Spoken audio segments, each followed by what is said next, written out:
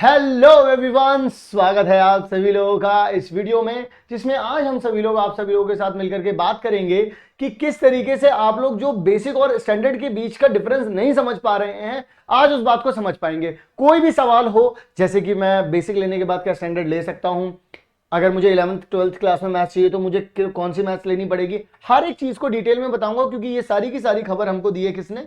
सिर्फ एक सीबीएसई ने। तो आइए जरा इस बात को समझ लेते हैं और बिल्कुल क्लियर कर देते हैं आप सभी लोगों को क्या क्या चीजें हैं यहां पर। सबसे पहली चीज, सबसे पहला सवाल आप सभी लोगों के दिमाग में आएगा कि what is the basic difference between basic and standard.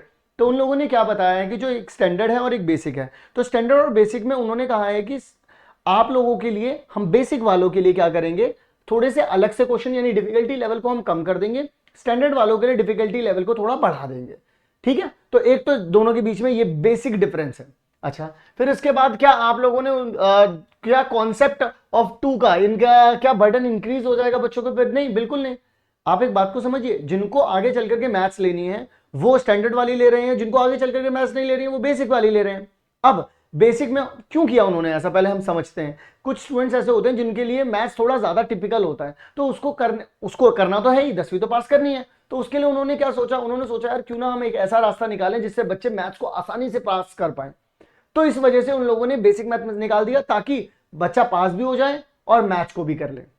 ठीक है, तो उसमें सिर्फ लेवल कम होगा। अब लेवल कम करने के लिए वो एक काम और करते हैं, मैं आप लोगों को बता दूं। जो हल्के चैप्टर जैसे polynomial, real number, coordinate geometry, probability, इस जो हल्के वाले चैप्टर्स हैं उनके क्वेश्चंस वो ज्यादा कर देते हैं बेसिक में, और जो हैवी चैप्टर्स हैं उनके क्वेश्चन ज्यादा कर देते हैं स्टैंडर्ड में। ठीक है, चलिए अब अगला पॉइंट है कि क्या सिलेबस में कोई चेंज आता है? आप सभी लोग जानते हैं बेसिक वाले और स्टैंडर्ड वाले सेम क्लास में बैठते हैं, उनका क्या ही सिलेबस चेंज होगा? तो सिलेबस कोई भी चेंज नहीं होता है।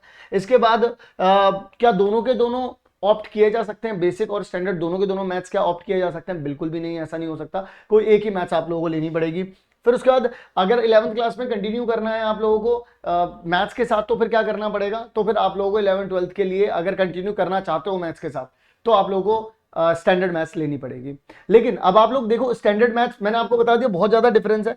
लेकिन अगर आप लोग परेशान है, देखो क्योंकि मैंने बहुत सारे ना कमेंट्स देखे हैं, कोई पीवाईक्यू के लिए परेशान है, कोई सैंपल पेपर के लिए परेशान है, कोई इंपॉर्टेंट क्वेश्चन के लिए परेशान है। परेशान हो ना, सुनो मेरी बात, एक काम करो, केल्विन लाइव ऐप का ना लिंक दिख रहा होगा आपको, जैसे डिस्क्रिप्शन हो ओपन करोगे तुरंत सामने एक लिंक दिखेगा, उस लिंक पर क्लिक करके ना ऐप को डाउनलोड करो। जैसे ही ऐप को डाउनलोड करोगे ऐसा कुछ दिखेगा, तो 10th rankers free study material red colour का दिख रहा होगा, उस पर क्लिक करना। जैसे ही क्लिक करोगे तो 4 कोर्सेज दिखेंगे इसमें आपको। माई कोर्स में मत जाना, ऑल कोर्सेज में देखना। फिर वहां पर ना बाय फॉर फ्री लिख के आ रहा होगा, उस पर क्लिक कर देना इन चारों पर। तो आपको टॉपर्स की शीट हर सब्जेक्ट की, आपको इंपॉर्टेंट क्वेश्चन हर सब्जेक्ट के, आपको पीवाईक्यू मैथ, साइंस और एसएसटी के, और आपको सैंपल पेपर सारे सब्जेक्ट्स के मिल जाएंगे, वो भी बिल्कुल फ्री ऑफ कॉस्ट। तो आपको बिल्कुल भी सोचने की जरूरत नहीं है, just click on the link. तो आइए जरा कंटिन्यू करता हूं अपनी वीडियो को। इसके बाद बोलते हैं कि student qualify mathematics opt if qualifies only the basic math, तो वो 11th क्लास में उसको मैथ्स नहीं मिलेगी। तो फिर उसके बाद अगर वो कहते हैं कि अगर बेसिक ले लिया है, रजिस्टर कर लिया बेसिक में, तो अब स्टैंडर्ड कैसे मिलेगी? क्योंकि आगे जाकर के मान लीजिए उसने सोचा कि भाई मुझे तो मैथ्स लेनी है, अब आगे चल करके उसके ऊपर अपना कॉन्फिडेंस आ गया, तो वो क्या करेगा? तो उसके लिए आप लोगों को एक बात और बता देता हूं कि उसके लिए बहुत आसान हो जाएगा। कैसे आसान होगा ये बताता हूं। आपको पहले बोर्ड एग्जाम देना पड़ेगा बेसिक से, उसके बाद कंपार्टमेंट एग्जाम में स्टैंडर्ड मैथमेटिक्स का एग्जाम देना पड़ेगा, उसके बाद आप मैथ्स को ऑप्ट कर सकते हैं 11th 12th में। और सैंपल पेपर कहां से मिलेंगे वो तो मैंने आपको बता ही दिया, वो केल्विन लाइव ऐप से बिल्कुल फ्री मिल जाएंगे। सीबीएसई के भी और केल्विन के स्पेशल बनाए हुए सैंपल पेपर भी मिल जाएंगे। ओके, सो आई होप आप लोगों को ये वीडियो पसंद आई होगी, और अगर आपको दिमाग में कोई भी दिक्कत है, कोई भी परेशानी है, आप हमें कमेंट करिएगा। हम आपकी जो भी प्रॉब्लम है उसका सोल्यूशन बताएंगे आपको और आपका साथ देंगे। तो मेक श्योर आप लोग चैनल को सब्सक्राइब जरूर कर लें, वीडियो को लाइक जरूर कर दें। मैं मिलूंगा आप सभी लोगों से अगली काम की वीडियो में, तब तक के लिए आप सभी लोग अपना ध्यान रखें।